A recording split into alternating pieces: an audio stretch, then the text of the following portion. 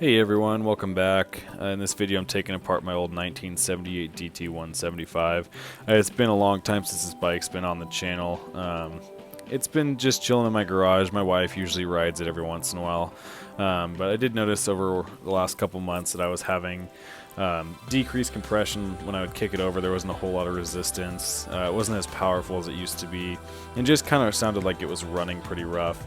So I decided it was time to take it apart that top end and see what I could find.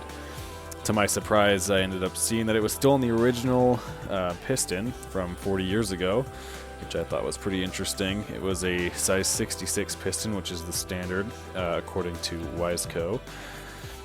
I'm pretty impressed with how well the cylinder looked. There was no gouges, no real bad marks, and for being the original piston, I figured there would be some sort of wear. It wasn't anything that I was overly concerned about, but you know, usual wear and tear as you'll see here.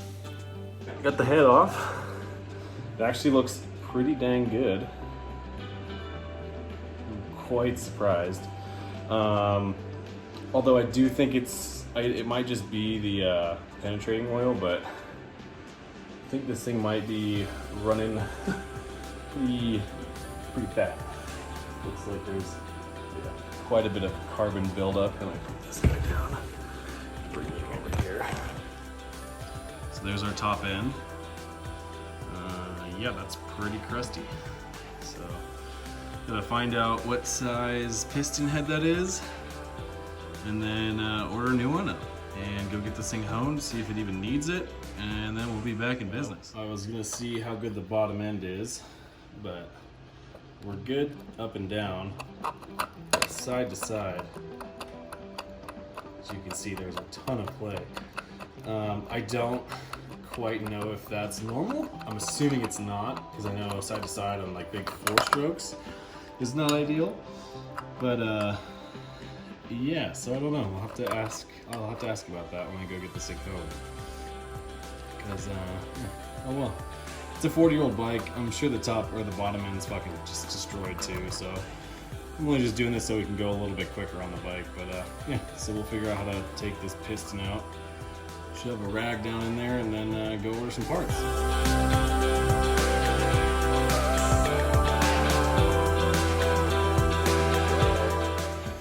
Was able to clean the top of the piston off, and it's a 66, so I think I have to get a 66.5 or a 67. Yeah, so now I know, because I was gonna order a 66. Really glad I didn't. So yeah, it's amazing how much carbon is built up on here. So yeah, we've got rags stuffed down there so nothing gets into the lower casing. It's pretty loose. Up and down's good, but side to side it's pretty loose. This pin looks pretty good for the most part. There's just a ton of carbon buildup, like even on the bottom of the piston. Ton of carbon buildup, and I'm assuming that's just because this thing's probably running super rich. I'm not sure. This is the first time I've ever taken apart a 2-stroke. So yeah, gonna go see how much it is to order a new piston and get some gaskets, some lube, get the main cylinder honed down, cleaned up, be good to go. Hopefully this bike will be worth it. It's a fun project bike.